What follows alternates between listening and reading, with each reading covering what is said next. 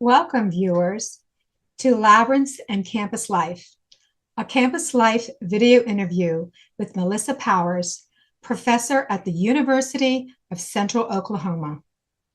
Melissa is a Veriditas Labyrinth facilitator.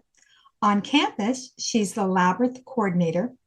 She is the Research Chairperson for the Labyrinth Society. I am Carmel Stabley, your host today from the Wisdom Circle of the Labyrinth Society. Together with the assistance of Dr. Cunliff, Melissa models how to bring a week-long schedule of mindfulness practices to campus life, incorporating Tai Chi, yoga, labyrinth walking, breathing practices, meditation, and more. We will explore in this brief video interview the details of coordinating and expediting this program that has been branded Mindful Bookends. The Saturday to Saturday week launched on World Tai Chi Day and concluded on World Labyrinth Day. This week-long event celebrated its second year in May of 2026. It was born out of the personal practice of Ed's Tai Chi practice and Melissa's labyrinth walking practice in celebration of these two contemplative world events, World Labyrinth Day and Tai Chi Day. And by the way, we will be providing links to more information on both of those world events. Addressing the post-pandemic mental health of those on campus, the University of Central Oklahoma continues to blossom such programs, conducting them through the library, the work of the Wellness Center, its staff, professors, and the students on campus.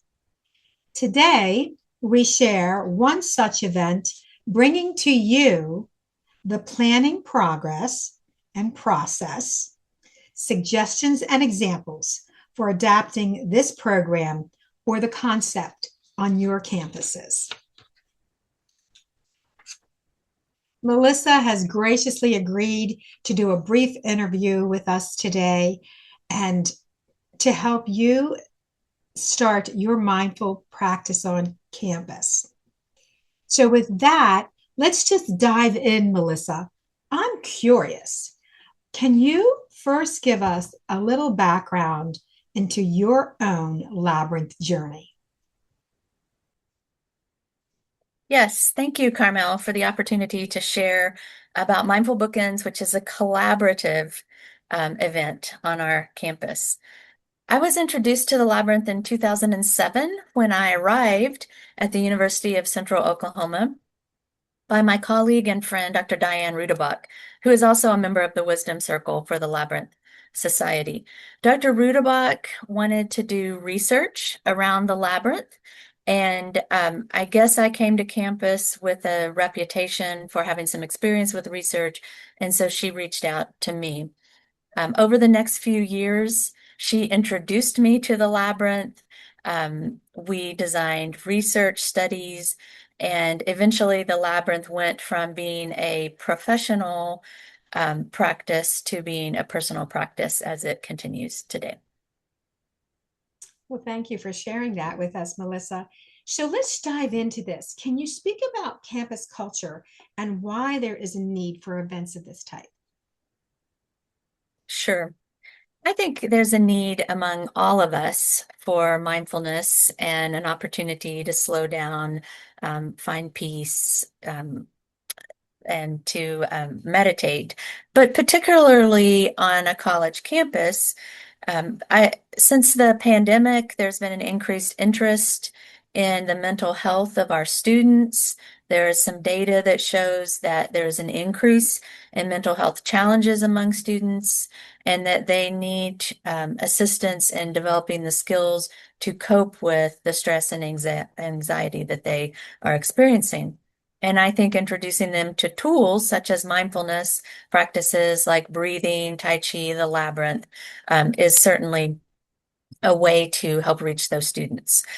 I haven't seen it documented, but I also think there is a need for this among our staff as well. We all need that those skills to help us deal with our daily stresses, right? And sometimes the not so daily stresses. I also think coming out of the pandemic, at least the last few years, I've seen this increased desire for connection. So, okay, I'm going to back up just a little bit and start again. Okay. I also think coming out of the pandemic, especially in the last few years, I've seen this increased desire for connection. During the pandemic, we learned how to do things differently in teaching and learning, created some isolation and loneliness. And while some people liked the efficiency and the convenience of that, we are starting to recognize that we need to connect with other people.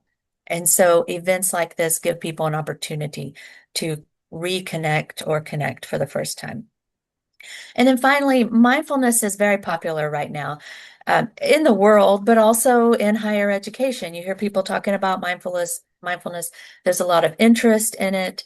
And so I think this is a great time to have mindfulness events. It's one reason we branded our week-long event a mindfulness bookends, because that's the word that people connect with right now. And then we feel like they connect with that word, but then they come to an event and they learn about Tai Chi, breathing, the labyrinth, and the practices that we're sharing with them. And I just love how each of these practices just complement each other and dovetail so nicely, Melissa. So obviously there's benefits. Can you maybe expound on a few more of the benefits to having these types of practices on campus? Sure. I think, sometimes when I use the labyrinth in my class or have a community event, we have a large group of people who show up, and that begins to become the expectation, right? We want to reach people. And so, at least at first for me, when I started doing campus events, there might be 5 people, 8 people, 10 people. And so I had to lose that expectation that the numbers dictated the impact. And what I've learned over the years from Labyrinth events as well as Mindful Bookends is that it's that one-on-one connection with people who come. And so even if we only have 6 people, you have the opportunity then with 6 to connect in a deeper way than you can when you have 30. Your class of 30 is on the labyrinth. It's a different experience than it is when you have just a few people. And so for me, this journey of using the labyrinth on campus, introducing the labyrinth on campus, has really been one person, one student at a time, making that deep connection. I also think there's a benefit of just awareness about the labyrinth and mindful practices. I often hear from students, I walk past that every day and I never knew it was a labyrinth. Or I heard people say a labyrinth, but I didn't know what that was. Or one student said to me after a breathing event, I didn't know that something as simple as the way I breathe could calm me down. Hmm. Or I hear this one a lot too in reference to Tai Chi. I thought Tai Chi was only for older people. I didn't know there were benefits for me as well. And so it creates this awareness that these practices can be personal and beneficial for them. And I think that's important. I really love the one-on-one and one student at a time, because that's so true. The way we come into our own is often, that solitary journey.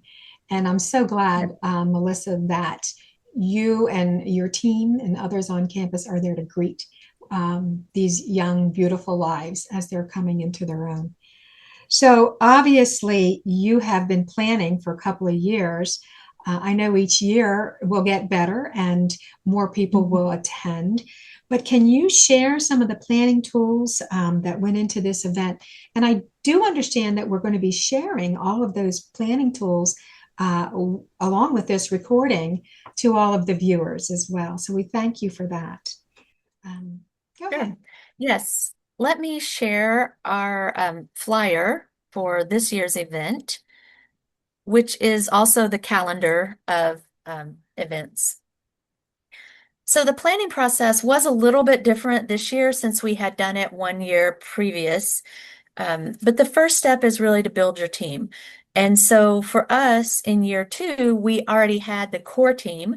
In year one, we had to identify those people. And fortunately, Ed and I both have a lot of connections on campus. He may be a little bit more than me. And so we were able to create a team. This year, we just went back to everyone and asked if they wanted to do it again. And fortunately, everyone did. So identify your partners, build your team first, and then think about scheduling. So for us, it works on our campus to do this Saturday to Saturday from World Tai Chi Day to World Labyrinth Day. In the past, that wouldn't have been a great day for us because for many years, I would hold a World Labyrinth Day walk on our graduation day. And then maybe 3 or 4 years ago, we changed our spring semester calendar and shifted a week so that now World Labyrinth Day is the week before graduation. And so this week of events is the last week of the semester on our campus, and that's a good time for us. But you first need to identify what would be a good time for your campus and then start making the schedule. So once you've identified the timing, then you have to do the daily schedule and also what's going to be on that schedule. We develop our schedule based on the interest of our team members and what they wanted to bring. The first year, we each led at least one event. And so we had one event each day. This year, we decided to add some existing events that were already happening on campus. We have yoga at our wellness center. We put that on here as a mindful practice. We have a weekly walk on Wednesday mornings. We ask those organizers if we could turn that into a mindful walk for this week. And so we all also led events, but we also expanded by using some things that were already going on. You also have to think about timing of those events and what works on your campus. And that's unique, I think, to each campus and requires a conversation of the leadership team. And then finally, and maybe the most challenging thing, at least for me personally, is marketing. Fortunately, we have a couple people on our team who can create flyers, know the processes on our campus for marketing. They know the campus calendar, they know our daily e-news, and they were able to help get our events on those platforms so that we could get the word out to the most people. And we used those platforms. We used what we had available, but we also used our word of mouth. So we encouraged each other to email this flyer to our circle of people. And so I sent this flyer to my colleagues in my department. I sent it to people that I work with in other ways on campus with an interest in wellness and mental health and those type things. I also post it in my courses and offer it for a redo. I don't do extra credit, but I do offer my students opportunities to earn redos so they can redo assignments, which is like extra credit. And so I post it in my course as a redo opportunity. And then, of course, you host the events. And then finally, I think the last stage is to start planning for next year with a debrief. And what we do is we do a informal debrief after each event. We kind of chat with each other. And some things that have come out of that would be like, let's start at 12:15 instead of 12 so that staff have time to walk over from their office when their lunch break starts. Or, wow, this did not work on Monday. Let's try that on Wednesday next time. Or those kind of discussions happen informally. And then of course I try to write those down because otherwise I will forget before next year and have a list for next year. So that's the process. In terms of timeline, technically, I guess we start planning for the next year as soon as this year is over with that debrief. But this past year, we had several months where we weren't really thinking about this. Every once in a while, Ed and I would talk about it. Ed and I actually office in the same hallway. And so we would bump into each other and say, okay, we need to start planning mindful bookends in a few months, or when should we start planning that? We probably really started building the schedule at the end of the fall semester. And this is an event that we did at the end of the spring semester. So 4, 5, 6 months ahead of time allowed us enough time to create the schedule, get the word out, and host the events. Well, that's very smart planning, Melissa. And your tools are beautiful. Thank you for sharing them. Everything sounds really wonderful, but I have to ask, what kind of challenges did you run into? You said marketing was one of them. What have you learned from some of your challenges as well, Melissa? So, yes, I think, on a college campus, there's so many things going on all the time that marketing is a challenge, even though we do have some things in place to assist us with that, which is a benefit that maybe some other people don't have, not on a college campus. But on our campus, anyway, people are hit all the time with events and so on. So it is a challenge. I think our biggest challenge connected to that is just getting people there to the event. Everyone's busy, it's during work time. It's hard for a lot of people to make time for themselves in their workday. They want to be okay. I'll back up a little bit again.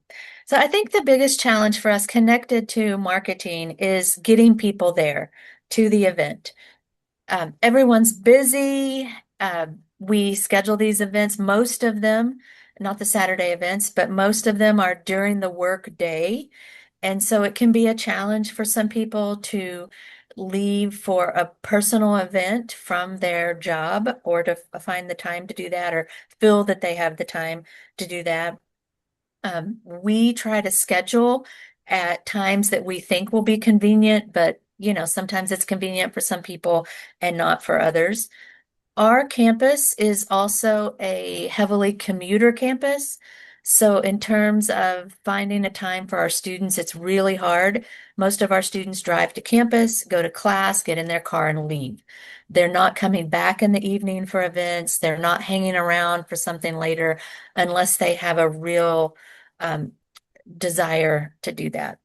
Now, I do try to encourage my students to be there by giving them a hook, and that is offering the redo opportunity. And we are fortunate that this event happens at the end of the semester, which is when students have identified that they might need a redo. If we did this the first week of the semester, that wouldn't be as motivating for them to come. And so some semesters we get more students than others, kind of depends on how the semester has gone. But I think that's the biggest challenge is just identifying what we can do to help people be there, but um, also them learning that it is okay to leave their desk for a little while or for students to prioritize being there. So that's probably our biggest challenge. Mm.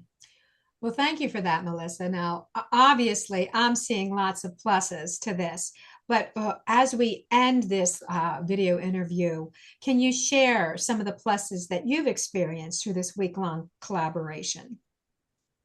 Sure. There are a lot of pluses. I think there are a lot of pluses to the individual, to the campus, and to those of us who are organizing it. And I'll start with that. For me personally, the major benefit has been building those connections across campus with the people that I've worked with to create the event. The team, I knew everyone who's on our team, but we hadn't really worked together before. And so that builds those connections, but also meeting the people that come to the events. I've met so many people on campus just through the Labyrinth and now through this Mindful Bookend events that I wouldn't have met in any other way. We would have had no other reason to connect on campus. I'll also go back to awareness because I think that's important when you do events like this because sometimes people don't come to the event, but if you market the event, they still know it's happening. And so I've told this story before, but I'll tell it again here, that after one event, not this past year, but the year before, I was walking across campus leading the event, and I bumped into someone that I knew, and she said, "Oh, the Labyrinth Walk was today." Um, so she didn't make it to the Labyrinth Walk, and I didn't ask her why, but she knew about it. And so just by marketing our event, we're increasing the awareness that there is a labyrinth on campus. There are people doing mindfulness. We do have people that can teach Tai Chi. We have people that can teach breathing techniques and yoga.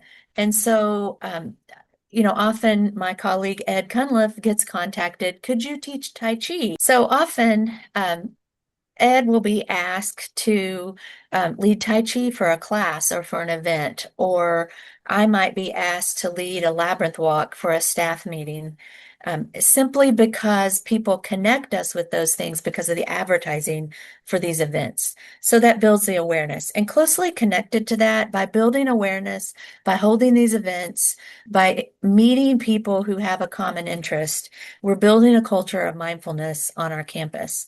And so by doing that, it gives people permission to slow down. It helps people recognize the benefits of engaging in these practices for them personally and professionally. And it also gives them permission to take part in those things. And I think that's important in a world that's moving so quickly, including in higher ed. You know, higher ed used to have the reputation of the slow professor, we were slow to do things, and we are in some respects. But higher ed moves fast. And so it's important for all of us to take a moment, I think, and slow down and find that peace and that calm, so that we can go back into the busyness of our life and our work. Oh, Melissa, thank you so much for just sharing the ins and outs of this planning and the program itself. The one-on-one, the finding your team, the introducing these young people to their tribe, so to speak. It's invaluable. And thank you for sharing your planning tools. We're going to make sure that everyone has access to them. Now, I understand that you can be contacted with any questions or suggestions, and you're going to provide your contact information. Is that correct? Yes, yes, And absolutely. Happy to talk to anyone. yes, and I will certainly provide mine. Having served on World Labyrinth Day Committee for 5 years, I can talk about it forever, so to speak. So, with that being said, are there any final comments to our viewers, Melissa? Yes, actually, thank you for that question. I think I have two kind of closing comments. The first one is find a team to do this. You know, you mentioned the flyer. I didn't do the flyer. I couldn't do a flyer like that. One of our team members did that. And so find a team and don't do this work alone. There are people on campus that have common interests. But I also recognize there are people that are alone or feel alone in this kind of work. And so if you are in that situation, do what you can. Find balance in what you do. You know, we're able to do a whole week of events because there's a team of 5 of us plus other people that support us. And we've been doing this for a long time. I couldn't do a whole week by myself. I tried it once and it didn't go very well. It's too much for one person. So maybe it's one event a semester. Maybe it's one event a year. Find what you can do and commit to do that.